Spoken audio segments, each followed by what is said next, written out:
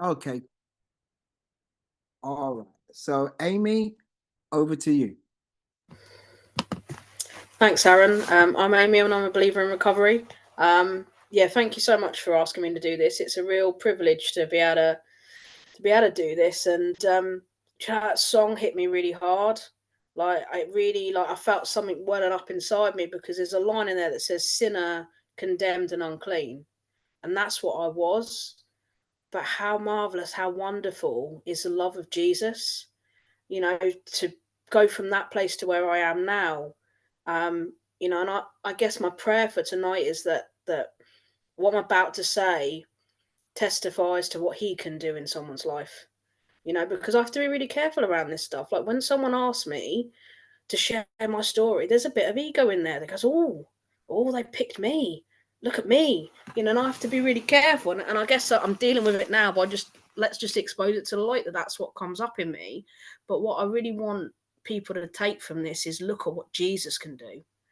So I'll start a little bit with kind of background of where I was before, where I come from. My beautiful, wonderful mum is on here. And, growing up as a kid, like, there was so much love in that household.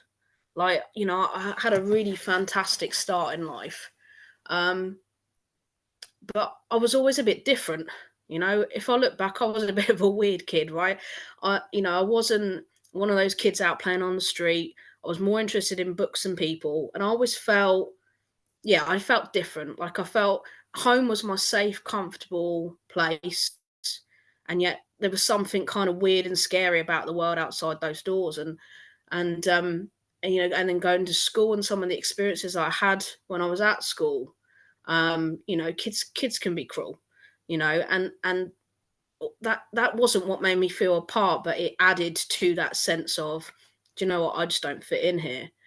And I can see looking back, like my addiction started playing out way before I picked up a substance. And it started, I think it started probably with fancy. Like I loved to just drift off into my own little world, that escape from reality. And then it went on into my studies and that just relentless pursuit of proving myself. I always had something to prove, and I don't know if that's because I had that initial feeling like I didn't fit in, but I had something to prove. And I'll be honest, like that's something that can still play out in my life today. Trying to prove myself, trying to look good, trying to sound good. And but I felt like I had something positive to put it into. And I went at that. I went at that with the same level of relentlessness as I did when I was using. Because it was always do better, be smarter, do more. Never for once did I ever like let myself kind of enjoy those accomplishments. And all that pressure that I was putting on myself came from me. I never really had anyone around me saying, "Oh, you need to do better." It was me. It was something internal. I really look at my life. It was an internal problem that I had. And the studying, did serve me well. I went off to university, but all of a sudden, I wasn't the best anymore. And that's something that I couldn't handle. Like I couldn't handle. I'd gone from being the best, to being somewhere in the middle. You know, I kind of put myself in the position because I did have to pick the hardest subject at the toughest university. Like I never, I never choose the easy way, and that's still true today. I always like to make things quite difficult for myself. But yeah, so this area where I'd found my worth suddenly wasn't working for me anymore. And that's when substances came in. Initially, alcohol. Alcohol had a lot of consequences very quickly. And then around that time, I was prescribed painkillers. I had problems with my knees for a long time, and I thought I found something that fills this void that I've got within me, and it's wonderful. I had that same warm, safe, comfortable feeling that I'd had at home as a kid. I had something I could do when no one knew about it. It was my own little thing. Like I felt good about it. And it's just something that continued on and on. Like I'm not going to go into into kind of all of it. But like, you know, I never wanted to do things by halves. So like very quickly I was using far more than I should be. Um, you know, and I was chasing that security, that comfort and that security I was chasing, um, you know, within the painkillers. And as I left university and moved on into the working world, it was still all around proving myself. You know, I went into an industry where that's encouraged. Like I was encouraged to keep pushing and keep working and never let myself feel like it was good enough, you know. And I already had that in me, so I was in an industry that where that was normalized. You know, and eventually the consequences started to come. My first job, I took far too much of a painkiller and I had a seizure.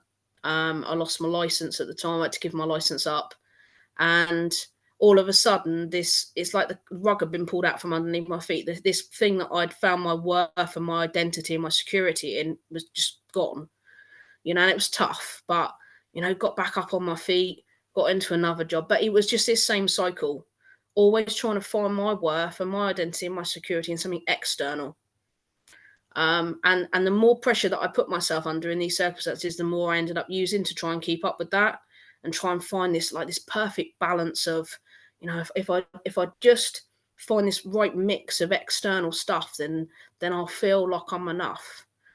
And I feel like I've got a purpose. I feel like I've got worth. And it never worked. Like it never worked. And when it didn't work, I'd use more. It was just this ongoing cycle. And I got to a point where I was like this is just isn't working. Um, but I'm hard headed and I'm stubborn, so of course, you know, I wouldn't accept help when it was offered until I got myself into a position where I was trying to come off the pills, and then I'd go through withdrawal, and then if I made it through withdrawal, I'd had this like 2-3 day period where everything felt fantastic, and then all of a sudden, like I'd realise I've got absolutely no idea how to deal with life. Like I didn't have an idea how to deal with life with drugs. I definitely don't have an idea how to deal with life without drugs. You know, and I got into this really desperate, broken place. Um, you know, and it's mad when I think about it because from the outside, I probably looked like I was doing okay for a lot of that time. You know, I probably looked successful. I had a job, had a car. Um, I probably even looked social from the outside, which is the other mad thing. I was thinking about this in the car earlier, that I always talk about being really isolated and disconnected. But from the outside, I probably looked like quite a social person. Like I chatted to people and knew a lot of people, but I never let anyone get deeply connected with me. Like I'd never take down that guard. Um, anyway, so I got to a point broken, you know, spiritually dead. You know, dead in the life that I was living. And I decided I don't want to be here anymore. Um, which is quite painful to think about. It's painful to think about the version of myself that felt like life wasn't worth living. You know, when I consider how my life is now. But it's almost like it had to happen that way.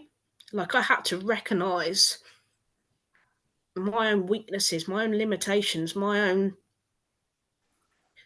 Just had to recognize that I couldn't do it. There wasn't anything within me that could do it. Um, you know, fortunately, you know, it wasn't successful, and I ended up going to treatment in Essex. You know, and I can see God's hand on my life throughout. For every moment of my life, I can see God's hand on my life, but especially kind of coming up to that because I could have gone to rehab anywhere in the country, and I ended up in Essex. You know, and trust me, it's not a place that I had on my top 10 list of places that I would end up living. But I'm so grateful that move happened. I ended up staying up here after treatment. I still went into treatment incredibly resistant. Like I was at that point where like my way's not working, but I'm not sure I necessarily want to try any of what you want to suggest. Like it's kind of like halfway point, and you know, God started working on my heart and softening me up, and I guess breaking me down a bit. Really, I come out of treatment, went to my first NA meeting, and I meet this guy called Sid. You know, and I've got to mention that because it's so important that I look at Sid and there's something different about him. Like there just is, you know. And I'll be honest with you, to start with, it's quite annoying. Like, you know, how can you be this happy and bouncy in an NA meeting? You know, you can't seriously want to be here, right? You know, we're here because we've got no other choice. And but you know, there was something in him that I wanted, and I was at a point where I was ready to take direction from someone else, you know, and um, ended up at church on a Saturday night. Um, Not where I was expected to spend my Saturday night, but I'm glad I did. And there was just this moment. Um, we'd had a talk by a guy called Carl Beach, and his story was really inspiring. And there was they said at the end, you know, does anyone want to give their life to Jesus? And you know, I don't think I really understood what that meant at that time. And I know myself, it wasn't a conscious decision.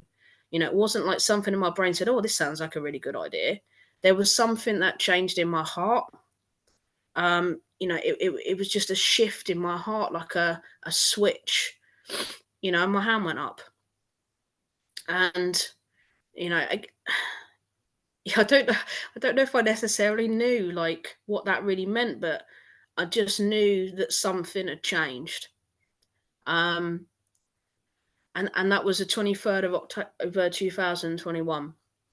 Um, when I say I don't do things by half, bear in mind I was 12 days out of treatment. Like, you know, I've heard stories of people that kind of come to Jesus years into recovery. I'm like, I wasn't waiting that long. Um, but I know that God drew me in at that point. Like He set it up perfectly to be that moment. And when I really like reflect, I mean, what we're coming up to, it's over 2 years now. It's been one mad journey. I've got to say, like, um, I haven't stopped making things difficult for myself. That's for sure. Like I haven't, you know, said, right, I'm all in now, and you know, I'm going to walk on this lovely smooth path with Jesus. You know, there's still so much that God needs to mold and refine in me. Like I'm not the finished product. You know, and in that period of time, um, I started to get a few things back in my life. You know, I moved out of supported housing. I got myself a job, and I started to think that maybe it was something about me that had done this. You know, maybe it was me that had got myself out of this situation. You know, despite years of evidence that I've got absolutely no chance of getting myself out of anything because I'm the one that gets myself in the first place. Um,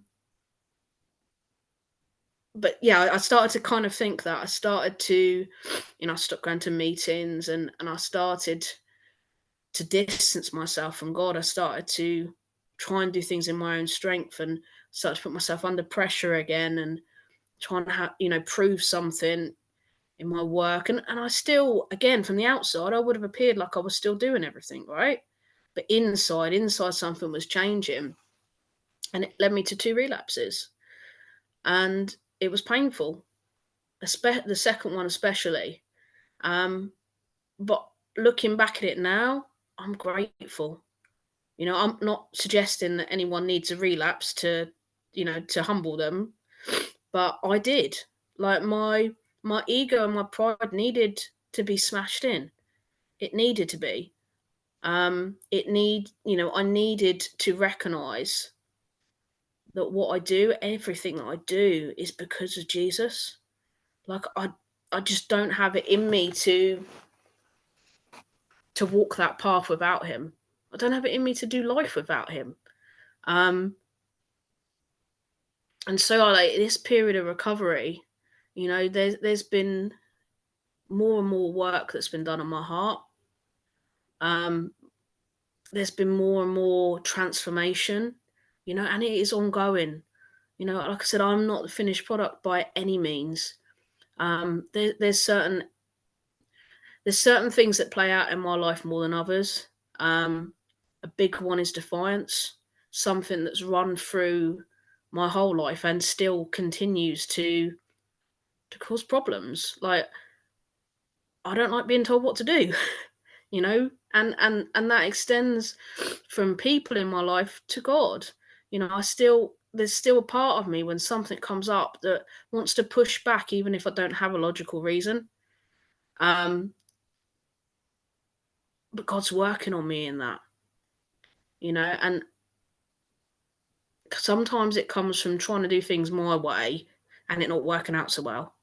Like sometimes it comes from that process of making the mistake, finding out the consequences, and then trying to, and then saying, okay, God, I'm going to give this one over to you. You know, sometimes that happens a little sooner. You know, it's a little less painful when when it happens sooner. Sometimes I have to make the same mistake over and over again until I get so frustrated that I'll give it over to Him. You know, I know that when I give everything over to Jesus, I know what my life looks like. I know that there's peace. You know, a peace that it says a peace that transcends all understanding. Like it's a peace I've never known. Um, you know, I know that when I give it all over to Him, I get to walk in joy. I get to walk in love. You know, I get to be in a place where I can forgive things that I thought I'd never be able to forgive. But all of those things are contingent on giving them over to Him. You know, so I guess for me, the decision I have to make is how long do I want to resist? You know, because I'm going to give it over to Him eventually, but how long do I want to resist? How much trouble do I want to cause myself and other people before I make that decision? But yeah, but the way, I don't know, like sometimes things will just happen and I'll react in a very different way to the way that I would have reacted before. And I love those moments because I'm amazed by it because I know it's not me. You know, we had, okay, this morning in church, I'll give a really recent example. We had technical difficulties. Old Amy would have been panicking, would have been worried about the fact that it reflects badly on me because I'm supposed to be the tech person. I would have been worried about all that stuff. I was so calm, and I turned around to my friend sitting next to me, said, "This is no way. This is me. This is God. This is God working in my heart. The fact that I'm this calm, you know." And I'm just amazed by. I'm just amazed at God. Like I have these moments where I just want to sit back and go, "Wow." I'm amazed at not only what He's doing in my life, but what He's doing in the lives of people around me. You know, I'm amazed at I'm amazed that He includes me as part of His plan, you know, because He's the creator of the universe. He doesn't need to, but He invites me in. Um, you know, I get to be involved in Believes the Recovery in Lee. That's just amazing. Again, God ordained that it started here, short, you know, on the February after I'd given my life to Jesus. You know, they're starting Believes in Recovery in Essex. Like, and I've had the privilege to be involved with that and to serve there and to watch other people. There's nothing that brings me more joy than watching people come in broken, the same way that I was broken, find Jesus, and then the light goes on in their eyes and watching them grow in that journey. And I think, I think I notice that more than I notice the growth for myself sometimes. Sometimes it takes someone else to say to me, you've had this transformation, because I don't always see it. And I'm excited about the future. You know, no longer am I waking up in the morning and thinking, how many hours is it until I can go to sleep again? Because that's what it was like at the end. It's like, right, I've got to get through these 8 hours so that I can go to sleep again. And now I get to wake up and be excited about what that day's going to look like. You know, what has God got in store for me today? You know, because when I make myself available, like miracles happen. You know, and it can be the smallest things, but they're still amazing. You know, I get to go on a mission trip to Brazil in October. How mad is that? You know, like being able to be involved in all these things, and it's all because of Him. You know, it's not because I'm wonderful; it's because He's wonderful. You know, and I have to keep reminding myself that I do, because it's something that can creep up on me if I'm not careful. It can creep up on me, and I start thinking something about myself. I have to constantly remind myself I'm here because Jesus saved me, because Jesus is transforming me, because Jesus walks with me, you know, and He's put the most amazing people in my life. Like, I can't say enough about Sid and Laura and the way that they've walked with me through these past couple of years. They've had to put up with some things. You know, they've had to put up with me being a complete and utter child, arguing over things I don't need to argue over, being defiant over things that I don't need to be defiant over. You know, they've really, yeah, they've really, you know, and my mum as well. Like, seeing the transformation in my mum's life and the connection that we have, and seeing her grow in her faith, and get established in a church, and have the family around her that she has, and seeing her every morning on Bible study and starting to share. I mean, how cool is that? You know, and yeah, the fact that we get to meet like this, um, you know, pretty much every day of the week. You know, you can find a believers meeting, and we come together and we grow together as a family and as the body of Christ, and we have that unity, you know, and those deep emotional connections. You know, I can share myself because I'm no longer scared of who I am. You know, I don't have to live in fear of myself or of anybody else. Oh, that one hits hard, that does. You know, God did not give me a spirit of fear, but of power, love, and a sound mind. And I get to live that way. Um, it is just amazing. Like, I just have to take moments sometimes where I'm just like, wow, is this really my life? Is this really how it looks like now? Because I never knew it could be this good. I just didn't. And yeah, I just want to give all the glory to Jesus. I really do. And I'm going to leave it there because otherwise I'm going to start bawling.